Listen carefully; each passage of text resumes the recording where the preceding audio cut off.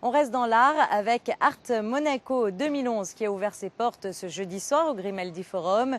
Jusqu'au 3 avril, ce salon d'art contemporain propose de plonger dans l'univers de créations artistiques venues du monde entier. Plus de détails dans ce reportage signé Sandrine Nègre. Une explosion de création et d'expression artistique, c'était la promesse de cette deuxième édition du salon Art Monaco. Promesse tenue, les galeries et les artistes arrivent des 4 coins du monde. Une cinquantaine de pays sont représentés, comme la Chine, la Corée ou encore le Canada. C'est vraiment varié, on a des sculptures, des peintures, des dessins, on a aussi l'art technologique qu'on n'avait pas l'année passée. L'objectif, ça reste toujours promouvoir l'art, la culture, mais plutôt créer un nouvel espace d'expression là où les gens peuvent venir, puis visiter comme 60 musées au même moment, dans un endroit, puis c'est là que ça passe, c'est ici au Grimaldi Forum. Une véritable bouffée d'air artistique, voilà ce que représente ce salon. Une explosion de formes, de styles et de couleurs. L'originalité est au rendez-vous. Plusieurs artistes talentueux et intéressants. Cette toute jeune galerie, au nom poétique, Lily Houbel, tenue par Jeanne Privat, qui participe à ce salon pour la première fois.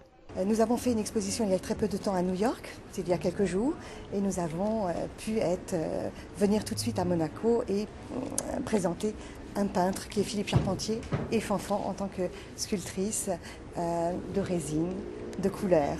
Et l'univers, c'est la couleur. Ce que j'aime, c'est l'idée de la même lecture. Ici, nous présentons la couleur, l'univers de la couleur, avec un fort potentiel technique. Moi, mon univers, c'est l'artisanat, donc le haut artisanat, et j'aime l'idée qu'il y ait un potentiel extrêmement technique, une force technique et une force de couleur.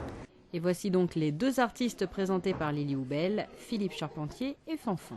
Comme je sors d'un univers de la mode, où je fais beaucoup de matière pour les accessoiristes, quand j'ai utilisé mes résidus au départ pour faire des petits sacs et quand j'ai vu ces petits sacs, j'ai dit mais mon Dieu, il faut que j'en fasse quelque chose. Et ça me paraissait évident qu'il fallait que je fasse de la sculpture. Donc c'est pas de la vraie sculpture, c'est-à-dire je ne vais pas faire dans la matière, travailler la matière, mais je vais faire des moules, des enveloppes, des choses comme ça qui vont faire. Et après, je peux m'amuser aussi à quelque part customiser, entre guillemets, la Statue de la Liberté, la Tour Eiffel, enfin d'autres choses qui me plaisent et qui me donnent envie à un moment donné. Tous les salons, c'est très important parce que c'est le seul endroit où on peut vraiment se faire voir par beaucoup de gens sur peu de jours.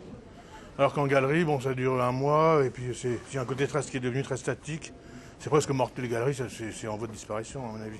Enfin, les galeries, dans l'ancien, une galerie, maintenant, elle doit bouger, il faut faire des salons, il faut aller chercher les gens.